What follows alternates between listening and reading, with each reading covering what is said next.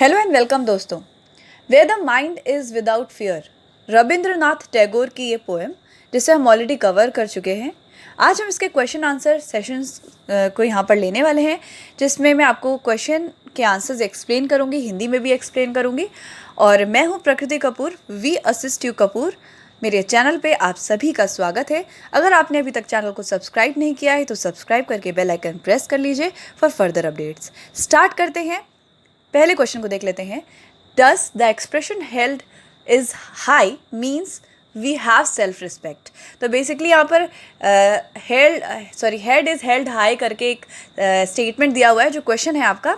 तो इसमें 3 ऑप्शंस दिए हुए थे, जिसमें से ऑप्शन नंबर ए करेक्ट है, जो है हैव सेल्फ रिस्पेक्ट।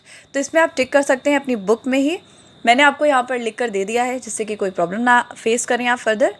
आगे बढ़ते हैं सेकेंड क्वेश्चन की तरफ। देखते हैं क्या क्वेश्चन है। Do you think India has been broken up into fragments by narrow domestic walls? If so give example. तो आपको लगता है कि भारत जो है टुकड़ों में बटा हुआ है नैरो डोमेस्टिक वॉल्स की?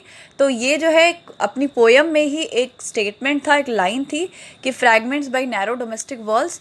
तो हम इस चीज़ को एक्सप्रेस करेंगे with the help of example. तो इसके आंसर को देखते हैं कि fragments by narrow domestic walls का क्या मीनिंग आ रहा है, क्या एग्जाम्पल हो सकता है। India has been broken up into fragments by narrow domestic walls. तो कहा गया है कि भारत जो है हिस्सों में बटा हुआ है डोमेस्टिक वॉल्स के, because after the partition the countrymen were separated and many of them had to flee to other side of the border to make new homes। तो हमें बताया गया कि कंट्री जो है बीच में से बॉर्डर पड़ा, तो कुछ लोग पाकिस्तान चले गए, अदर साइड चले गए, और इस तरीके से हमारा इंडिया जो है कुछ हद तक डिवाइड हो गया। ठीक है, तो आप ऐसे भी लिख सकते हैं, और कास्ट क्रीड के बेसिस पे डिवीज़न भी हम वहाँ पर बता सकते हैं। क्वेश्चन नंबर 3 पे आते हैं। What is the reason compared to? Reason को किसके साथ कंपेयर किया गया है? तो रीज़न को कंपेयर किया गया है क्लियर स्ट्रीम के साथ। मैंने बहुत अच्छे से इस पोएम में एक्सप्लेन किया है। स्ट्रीम मतलब होती है नदी की धारा, और क्लियर स्ट्रीम की तरह से रीज़न को, लॉजिकल रीज़न की बात हो रही है यहाँ पर, जिसको मैंने पोएम में एक्सप्लेन किया है। आगे बढ़ते हैं नेक्स्ट क्वेश्चन, थर्ड पार्ट के बी की तरफ। Are our action are govern by reason और बाई डेड हैबिट्स? हमारे एक्शंस को रीज़न से गवर्न करना चाहिए या पुरानी ओल्ड हैबिट से? तो according to the poet our actions are govern by dead habits but it should be guided by reason. जैसे मैंने आपको एग्जांपल भी दिया था कि हम कुछ पुरानी तरीके की कुछ मान्यताओं को मानते चले आ रहे हैं, जैसे डाउरी हो गया या सती प्रथा।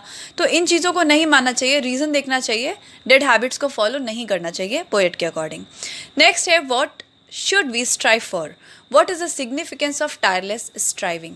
मैंने बताया है स्ट्राइव फॉर या टायरलेस स्ट्राइविंग का मतलब है कि बहुत हार्ड कोशिश करना किसी चीज़ को पाने की। तो हमें किस चीज़ के लिए कोशिश करते रहना चाहिए और क्या इम्पॉर्टेंस है टायरलेस स्ट्राइविंग की? तो अगर आपने इस पोएम को नहीं विज़िट किया है अभी तक, तो मैं आपको इसका लिंक डिस्क्रिप्शन बॉक्स में दे दूँगी, आप वहाँ से पोएम भी पढ़ लीजिएगा, फिर क्वेश्चन आंसर्स को विजिट करिएगा। चलिए आंसर देख लेते हैं। Answer number 4, we should strive for perfection, reason and knowledge. तो हमें कोशिश करते रहना चाहिए परफेक्शन लाने की, किसी भी चीज़ को रीज़न के साथ फॉलो करने की और नॉलेज गेन करने की। The significance of tireless striving is hidden in the worth of trying endlessly to achieve something very hard. तो टायरलेस स्ट्राइविंग का मतलब है, उसकी इंपॉर्टेंस यहाँ पर लाई करती है कि हम किसी चीज़ को पाने के लिए बेइंतहा कोशिश करते रहें। According to the poet, if one strive very hard for something guided by reason, one would definitely achieve the perfection. Author कहते हैं अगर किसी चीज़ को पाने की हम कोशिश करते रहते हैं, एंडलेस हार्ड वर्किंग के साथ में एंडलेस कोशिश करते रहते हैं, तो डेफिनेटली एक ना एक दिन ऐसा आता है कि परफेक्शन रिसीव हो जाती है, परफेक्शन पर हम पहुंच जाते हैं।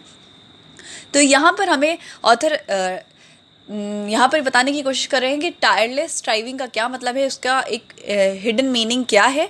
तो यहाँ पर आई होप आप समझ गए होंगे आंसर। तो इसके बाद हम मूव करेंगे नेक्स्ट क्वेश्चन की तरफ। देख लेते हैं हमारा नेक्स्ट क्वेश्चन क्या है। Is this poem a prayer for India alone? How can you tell? क्या आपको लगता है कि ये जो पोएम है ये एक प्रेयर है इंडिया के लिए? अगर हम भारत की बात करें तो क्या भारत के लिए एक प्रेयर हो सकती है ये? और आप ये बात किस बेसिस पे कह सकते हो? इसलिए हमसे पूछा गया है कि how can you tell the same.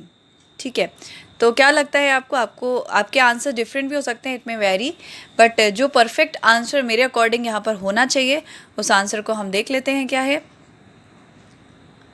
Yes, this is a prayer for India. हाँ, ये भारत के लिए एक प्रेयर हो सकती है। We know this because the poet prays that his country be awoken into freedom. क्योंकि पोएट जो है भगवान से प्रार्थना कर रहे हैं कि उनका जो देश है वो जागृत हो जाए और उसे जागृत होके फ्रीडम मिल जाए। In the last line of the poem वो भगवान को भी याद करें, वो फादर कह के गॉड को याद कर रहे हैं और कह रहे हैं कि मेरे देश को आज़ादी तो मिले ही, पर साथ में एक ऐसी आज़ादी मिले कि हम जाग जाएं, जो बेकार थिंकिंग्स हैं उससे भी हट जाएं। This is a wonderful poem to memorise and recite. Would you like to learn it by heart? इसका आंसर आप खुद से लिख सकते हैं, खुद से लिखेंगे तो ज़्यादा बेटर है, लेकिन फिर भी मैंने आपके हेल्प के लिए एक आंसर प्रोवाइड करा दिया है। क्वेश्चन में हमसे पूछा गया है क्या ये पोएम बहुत वंडरफुल है लर्न करने के लिए और गाने के लिए? क्या आप इस पोएम को बहुत अच्छे से बाय हार्ट लर्न करना चाहेंगे? तो इसका आंसर आप अपने अकॉर्डिंग लिख सकते थे, पर यहाँ पर मैंने एक आइडल आंसर आपके लिए लिख दिया है। तो देख लेते हैं कि क्या आंसर है इसका। Yes, of course, I would like to learn it by heart because the poem expresses a wonderful message about the real freedom. Yes, हाँ बिल्कुल, मैं इसको बाय हार्ट लर्न करने की कोशिश करूँगा या करूँगी because the poem expresses a wonderful message. क्योंकि इस पोएम में एक बहुत ही अच्छा मैसेज दिया गया है अबाउट रियल फ्रीडम। तो असल में आज़ादी क्या है उसके बारे में बताया गया। आज़ादी और रियल फ्रीडम में दोनों में डिफरेंस होता है, जो हमें बहुत अच्छे से बताया गया है। तो यहाँ पर हमारा ये सेशन ख़त्म होता है। मेरे चैनल VSS2 कपूर को सब्सक्राइब करके बेल आइकन प्रेस कर लीजिए और अपने दोस्तों के साथ ज़्यादा से ज़्यादा शेयर करिए, जिससे मुझे मोटिवेशन मिलता रहे और मैं आपके लिए और अच्छे अच्छे वीडियोस लेकर आती रहूँ। कोई सवाल हो, कोई कन्फ्यूज़न हो तो आप मुझे कमेंट कर सकते हैं और ऐसे ही जुड़े रहिए हमारे साथ। God bless you. Thank you.